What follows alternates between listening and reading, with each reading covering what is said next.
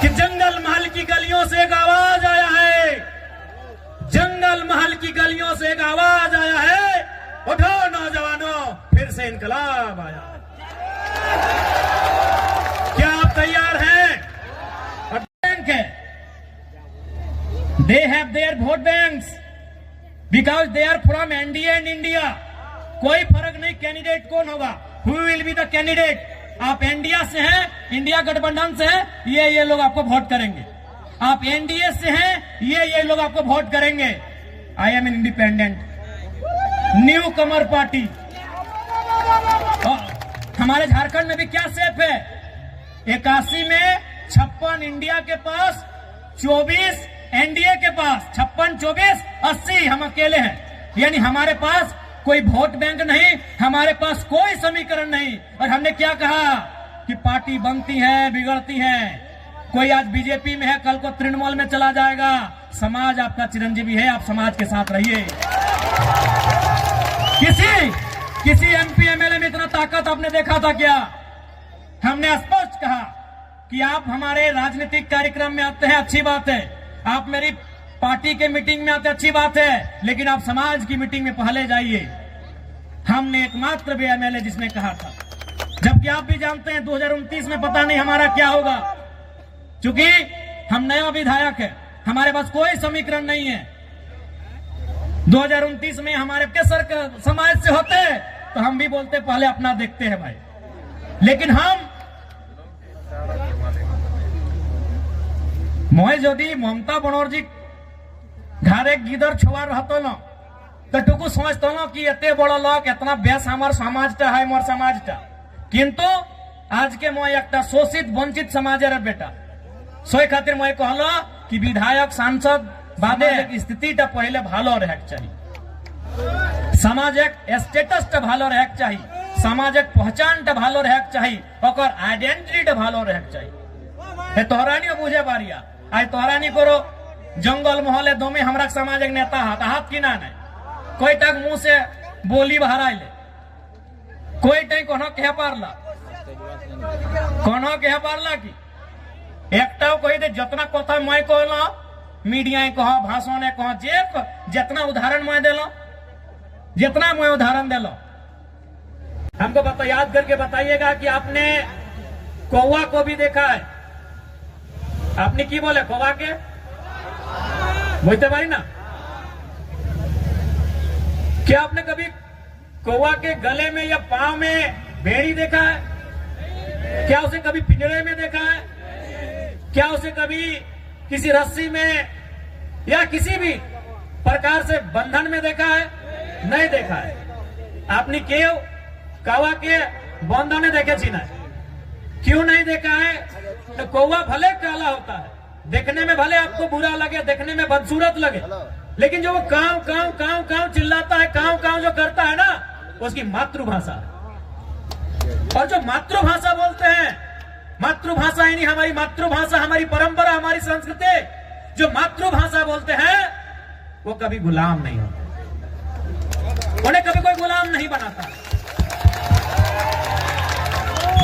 अपनी सुगा क्यों देखे थी? अपनी सुगाई बोली ना, सुगा तोता पैरट देखने में बड़ा सुंदर होता है, पंख भी सुंदर होता है, चोंच भी सुंदर होता है और आवाज भी सुंदर होता है, लेकिन आपने क्या देखा होगा कि लोग उसे पकड़ते हैं, पहले उसके की बोली डंका काना सबसे पहले उसको तोड़ देते हैं, पांव में भी जरूरत पड़े तो एगो दो उसका तोड़ देते हैं और उसको भर के कहां रखते हैं? लोहे के पिंजरे में। भले उसको खाने के लिए चना दे, मूंगफली दे, लेकिन उसको गुलाम बना के रखते हैं कि नहीं? क्योंकि जो मिट्टू जिसे कोई तोता कहता है, कोई सुगा कहता है, कोई पैरट कहता है, भले वो दिखने में सुंदर है, हरा है, चोंच लाल है, खाता भी बढ़िया बढ़िया है, लेकिन वो भाषा का नकल करता है। टेम टेम टेम टेम उसकी भाषा नहीं है, वो भाषा का नकल करता है, वो किसी और की भाषा को बोलने का प्रयास करता है, इसलिए लोग उसे गुलाम बना के रखते हैं। तो इसलिए एक बात तय कीजिए कि आपको आजाद रहना है या गुलाम रहना है। तो भैया अगर आजाद रहना है उस कौवे की तरह अपनी संस्कृति, अपनी परंपरा, अपनी आइडेंटिटी, अपनी पहचान, उसके साथ आपको जीना होगा। तो क्या ये नौजवान पीढ़ी जो हमारा आने वाला भविष्य है, क्या वो आज के इस कार्यक्रम के माध्यम से ये प्रतिज्ञा लेंगे कि आप अपनी परंपरा, अपनी संस्कृति, अपनी मातृभाषा को बचाएंगे?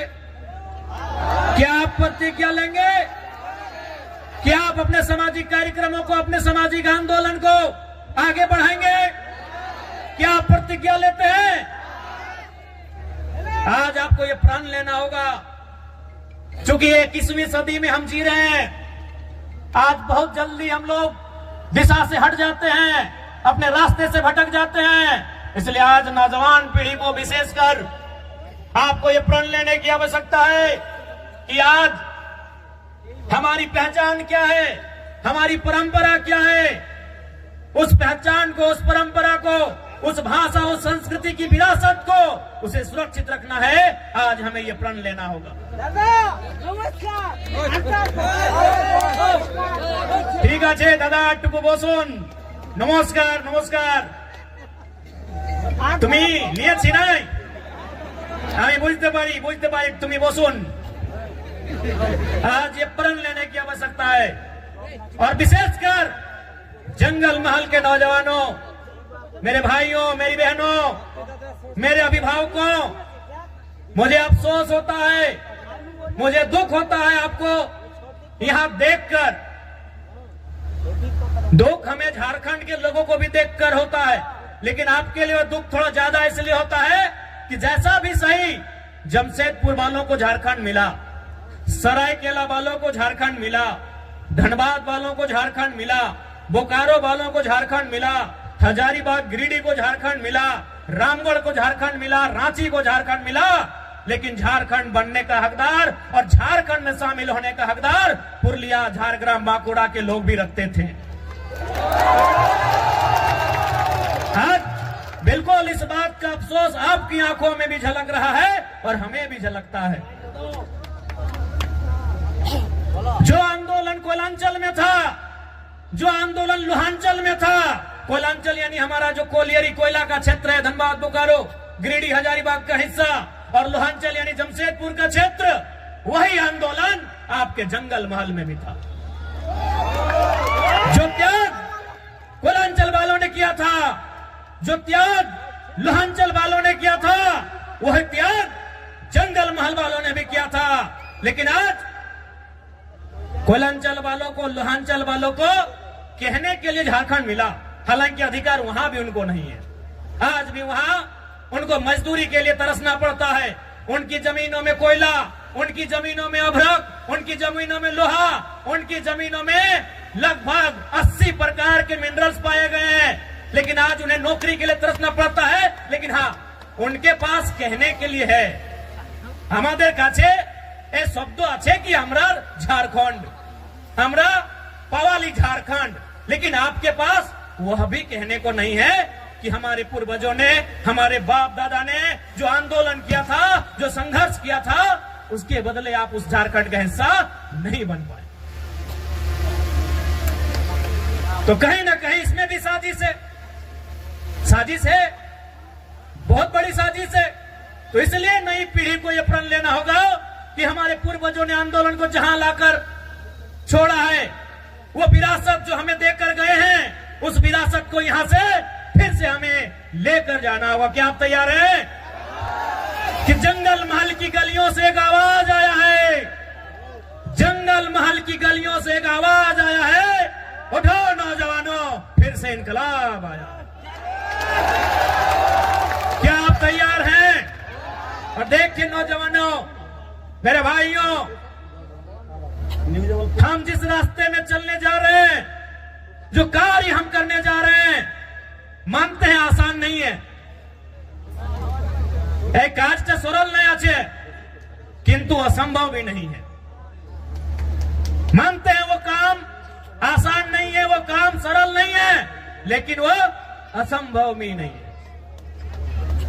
आज हमारे समाज का जो मांग है शेड्यूल्ड ट्राइब इंक्लूजन का, आज ये लड़ाई भी, आज ये मांग भी परसों नहीं, दशकों पुरानी है। इसलिए एक बात हमेशा याद रखिए, आज चाहे सामाजिक आंदोलन हो या किसी प्रकार का आंदोलन हो, जो लोग अगुवाई कर रहे हैं, जो लोग लड़ रहे हैं, शायद वो कल नहीं होंगे। आज हम लोग भी कल नहीं होंगे, लेकिन आपका समाज, हमारा ये बृहद समाज जो हजारों लाखों साल पुरानी परंपरा और संस्कृति से परिपूर्ण है, वो समाज रहेगा। इसलिए आपको उस बागडोर को, उस विरासत को अपने हाथों में लेकर आगे बढ़ना है। मैं आप सभी से कहना चाहूंगा। और आज जब भी आप किसी आंदोलन के लिए जाते हैं, जब आप संघर्ष का रास्ता चुनते हैं, आपको त्याग करना पड़ता है। बिना त्याग का आपको मंजिल नहीं मिलेगा। आज आपको त्याग करना होगा। आप कहेंगे कि हमें भोग का रास्ता भी चुनना है, हमें ऐसो आराम का भी रास्ता चुनना है, और हमें मंजिल की ओर भी जाना है, हमें अपने सपनों को भी साकार करना है, तो संभव नहीं, आपको त्याग करना होगा। आज का समय त्याग का है, और जो नौजवान त्यागी बनकर इस रास्ते में आएंगे, तभी हमारा समाज उत्थान की ओर जाएगा। इसलिए इस पीढ़ी को तो त्यागी बनना होगा। हमारे जिले में एक वीर क्रांति दूत हुआ करते थे, शहीद शक्तिनाथ महतो। वो अक्सर कहा करते थे कि एक पीढ़ी को जेल जाना होगा, दूसरी पीढ़ी को गोली खानी होगी, तभी तीसरी पीढ़ी राज करेगी।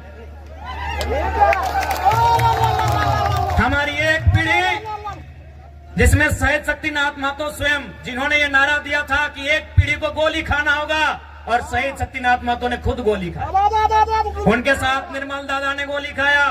ऐसे अनगिनत, गिनती हम नहीं कर पाएंगे, इतने लोगों ने गोली खाया। अब का जो समय है कि एक पीढ़ी गोली खाएगी, दूसरी पीढ़ी जेल जाएगी, ये शायद जेल की स्थिति वाला समय है। और आपने देखा पुरुलिया के जिले में, घाटशिला में हमारे 51 लोगों को जेल जाना भी पड़ा। लेकिन उन विषयों से, उन घटनाक्रम से आपको कतराना नहीं है, क्योंकि आपकी लड़ाई आपकी व्यक्तिगत नहीं है। आपकी लड़ाई केवल आपके लिए नहीं है, आपकी लड़ाई केवल आपके घर आंगन तक सीमित नहीं है। आपकी लड़ाई कई हजारों साल पहले जो सपना हमारे पूर्वजों ने देखा था, उस सपने को साकार करने की लड़ाई है। इसलिए आज आपको त्यागी बनना होगा। इसलिए आज आपको त्यागी बनना होगा। और एक बात याद रखिएगा, जो संघर्ष को चुनते हैं वही सफलता के करीब जाते हैं। आज का समय संघर्षों का समय है मेरे भाइयों। जो भी पर्व हम लोग मनाते हैं उसका एक संदेश होता है। हमारे जो तो पर्व आछे, जो तो त्योहार आछे, ওদের ভিতর একটা মেসেজ আছে, সন্দেশ আছে কি আর মানে কি, এই কাজটা আমাদের পূর্বজ কি জন্য করেছে, এই কাজটা কেনে, এই বরদ খুঁটা কেনে, এই কাড়া খুঁটা কেনে, এই টুসু কেনে, এই করম কেনে, জিতিয়া পরব কেনে, এই কোনো না কোনো ওদের ভিতরে একটা মেসেজ আছে। তো বরদ খুঁটার মানে কি সবাই জানি कि আমরা चासा लोग माने की न, सावन महीना का जो समय होता है हम वो खेती बाड़ी करते हैं, धान लगाते हैं, हार जोतते हैं। इधर भी वही टाइम होता है ना। अब मार्च में नहीं ना करते हैं, मैं 2-4 को खेत देखे थे हमारी तरफ। यानी हम सावन महीना, जिसे हम लोग अंग्रेजी के कैलेंडर में जुलाई अगस्त के आसपास कहेंगे, यानी उस समय हम क्या करते हैं, हल चलाते हैं और खेत में धान लगाते हैं, और मूल हमारा संबंध धान से। उसके बाद का जो समय होता है सितंबर आधा, अक्टूबर पूरा, और थोड़ा सा नवंबर, यानी 1.5-2 महीना क्या होता है कि हमारा जो बरद है, काड़ा है, उसको रिलैक्स हो जाता है। तो भाई रिलैक्स हो जाता है तो उसको हम लोग क्या करते हैं, इस त्योहार में उसको पहले तेल लगाते हैं। हमरा की करी वाके तेल मखाए कहे ना, तेल किसको मखाया जाता है, लगाया जाता है, जो थका हारा होता है। आज के यदि हमारे घरे यदि बाड़ी कोनो पहुना आसे, कोनो कुटुम आसे, तो हम उनको क्या करते हैं कि बैठिए थोड़ा तेल लगा देते हैं, भाई आप बहुत दूर थक के आए हैं। तो तेल किसको लगाया जाता है, जो थका होता है, तो हमारा जो बरद है, काड़ा है, ये सावन महीना में इसको जोतते जोतते नारते नारते ये थोड़ा थका है। अब इसको तेल लगा के बोल रहे भाई थोड़ा सा तुम अब तंदुरुस्त हो जाओ, तुम थोड़ा सा फिट फाट हो जाओ। कहे ना फिर अब आ रहा है कार्तिक और अगहन का महीना कि धान काटना है और फिर तुमको काड़ा गाड़ी में लोड करके घर पहुंचाना है। अब धान काटने के बाद फिर बरद गाड़ी में लोड करके घर भी पहुंचाना है और माड़ा भी रहना है, धान खिजाना भी है। तो इसीलिए इसको तेल लगाते हैं कि तुम अब या तुमको फिर से तैयार हो जाओ। यही हमें एटाई ना जिज्ञासा करছি कि भाई कोनो ना कोनो আমাদের त्योहार আমাদের परब मैसेज আছে, तो मैसेज की ना हम आपको तेल लगा दिया फिटफाट और अभी खूंटा भी कहे कि उसको गुस्सा दिला रहे हैं कि भाई तुम और गुस्सा हो जाओ, तुम ही रागे तुम ही रिझे। कहे ना इसी गुस्सा के साथ मेरा खेत से धान उठाना, हम लोग का खेत भाई सबका आधा खेत आसान नहीं है। कुड़मीर खेत से धान उठाई के लाना आसान है कि?